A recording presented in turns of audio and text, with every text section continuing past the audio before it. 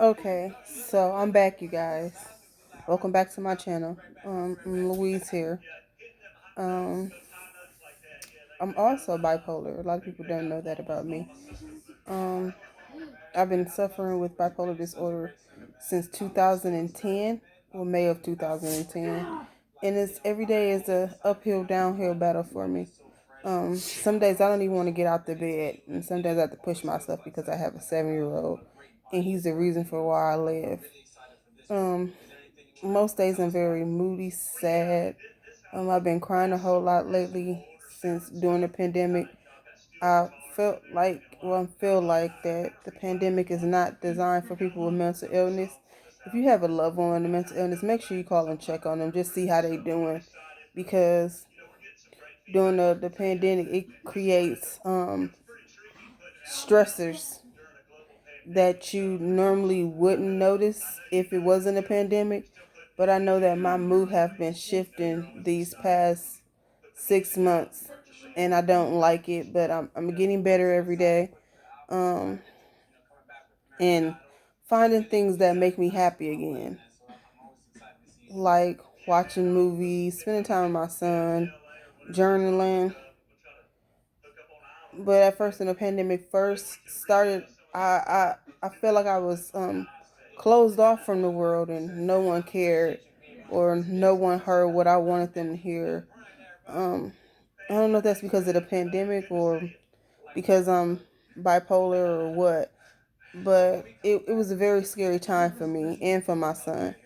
I think the best decision I made was sending him to Ohio to be with his grandparents this summer. It gave me a time. It gave me some time to just be alone with myself and in my thoughts. Where when he was here, it was like I was always focusing on taking care of him and not necessarily myself. I'm getting back to myself. Um, while he was gone, I just literally had to, just worry about Louise.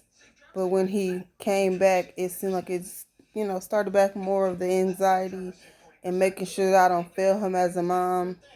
I know a lot of people don't talk about that they sometimes worry that they may fail as, being a parent, or, the parent that you saw your parents being.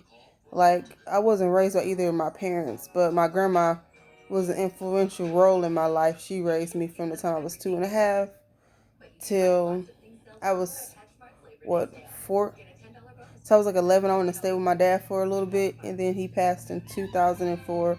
So I moved back in with my grandma, and she was just an amazing parent. She's taught me a lot of things that I hope to, a lot of character traits that I hope to acquire over me parenting. I'm only 30, so, um, and what I didn't know is about my disorder is that I tend to, dismiss a lot of like my emotions and feelings and stuff. I tend to bottle them up instead of getting them out. I feel like once I get them out and get my thoughts out, that I feel a whole lot better about my situation and things that's going on. Like another thing is like I got a new job, so that was amazing. I feel like I'm rambling. I'm sorry, guys. This is like my first candid YouTube video. I'm trying it out. I wish I knew the keys to be successful um as a YouTuber. I just, what I'm saying, want to see if it's any other bipolar mommies out there, who struggle with their everyday life, and getting motivated. 'Cause, sometimes I don't even feel like cleaning up, and I'm not a nasty person. It's just like my mind be everywhere but cleaning up sometimes. It be on like, how am I gonna, get meals prepared for my son, or how am I supposed to get to work, or what I'm saying, why am I getting all of this weight?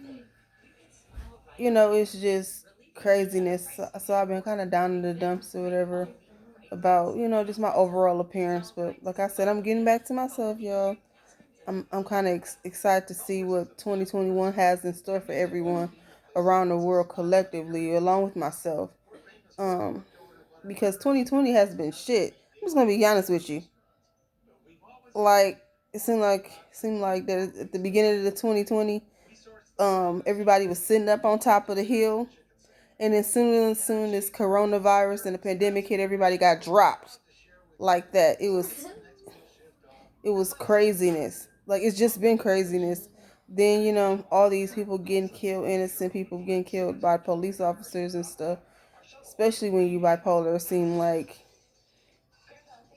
most police officers don't understand the mental health, um, you know, people. They tend to think, oh, she's lashing out or whatever because she's just crazy. Let's take her to jail instead of getting her some type of mental health or him some mental health help. It's just, they tend to chalk it up as they're they're just crazy. And I feel like everybody has a little crazy with a K in them somewhere. I know I do. I have a whole lot of crazy with a capital K, not with a C, child, with a K, because that's what it is. And I take every bit of my crazy with a capital K in stride, and I try to build upon and make me a better human.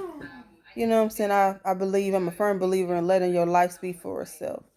I want to leave the legacy that I did my best. I was the best mom that I knew how to be, the best friend I knew how to be, the best coworker. Just being me, being my authentic self. A lot of people don't understand how to be the authentic self. They try to approve or seek approval from other people. But I'm done living my life like that. I'm 30 years old. I feel like if you don't like me, to hell with you. See you, sucker. Thanks for watching.